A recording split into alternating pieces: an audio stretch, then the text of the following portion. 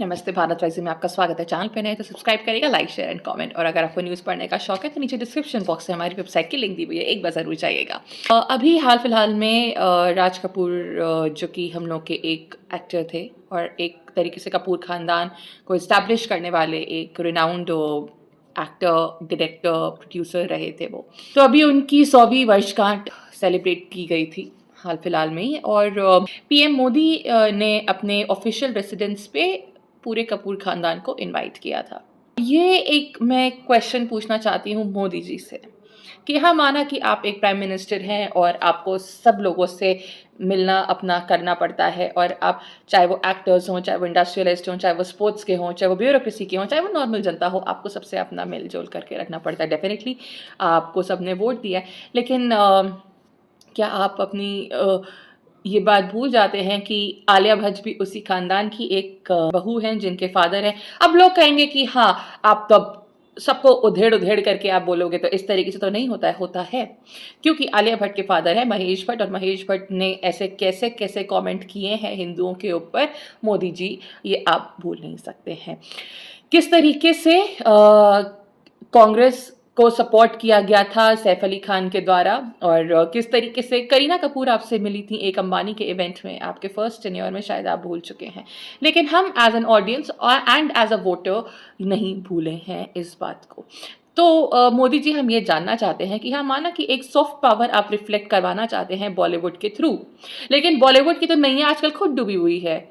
कौन सी ऐसी बहुत मैसिव हिट मूवी है जिसके थ्रू आप एक मैसेज कोई आप कन्वे करवाना चाहते हैं? चलिए, मान भी लिया आप कोई सॉफ्ट मैसेज, सॉफ्ट पावर नहीं कन्वे करवाना चाहते हैं, तो अगर आप इन लोगों से मिलने के लिए टाइम निकाल सकते हैं, तो फिर मैं ये सवाल आपसे पूछना चाहती हूँ कि अभी जो मणिपुर में और नागालैंड में इतना ज़्यादा वहाँ पर पे प्रॉब्लम हो रखी है, वहाँ पे एक बार क्यों आप नहीं गए? अगर आपके पास कपूर खानदान से मिलने के लिए टाइम है, अब आप मेरे को ये बताइए कि इनका एक्चुअल इन लोगों का अब कंट्रीब्यूशन क्या है? ये लोग मूवीज़ बनाते हैं, और जिस तरीके की भोंडी मूवीज़ ये लोग बनाते हैं, जिस तरीके के ये लोग डांसेस करते हैं, ये लोग सोसाइटी के अपलिफ्टमेंट के लिए क्या काम कर रहे हैं? अब आप एक प्रधानमंत्री हैं, तो डेफिनेटली आपका ये भी तो उत्तरदायित्व है कि आप जाइए वहाँ पर पे उस स्टेट में जहाँ पर पे लोग वहाँ रोज़ मर रहे हैं। अगर आप इन लोगों से मिलने के लिए टाइम निकाल सकते हैं, तो फिर तो आपको वहाँ भी जाना चाहिए। और ये पॉलिटिक्स नहीं है, ये बात मैं एक एज अ वोटर, एक इस देश की नागरिक की तरह आपसे आज पूछ रही हूँ कि क्या कपूर खानदान उतना इंपॉर्टेंट है? जी, राज कपूर का मैं मान सकती हूँ कि उस टाइम पर उनकी एक बहुत बड़ी कंट्रीब्यूशन रही थी इंडियन सिनेमा में, जब वो एक ग्लोबल आइकन बन चुके थे, खास करके रशिया और आसपास के और देशों में, अफगानिस्तान जैसे देशों में। उस टाइम का डेफिनेटली उन्होंने कंट्रीब्यूशन किया, मानती हूँ, लेकिन अगर हम आज की बात करें तो क्या कंट्रीब्यूशन रहा है? अब इसको हम अगर पॉलिटिक्स में ले ही आए हैं, तो फिर सभी लोग उत्तरदायित्व इसका निभाएं, सभी लोग इसको जवाब दें। और अगर आप हमें टारगेट करने के लिए आ रहे हैं, तो you are more than welcome. उससे कोई फ़र्क नहीं पड़ता, उससे हमारी विचारधारा नहीं बदलेगी, ना आपकी विचारधारा बदलेगी।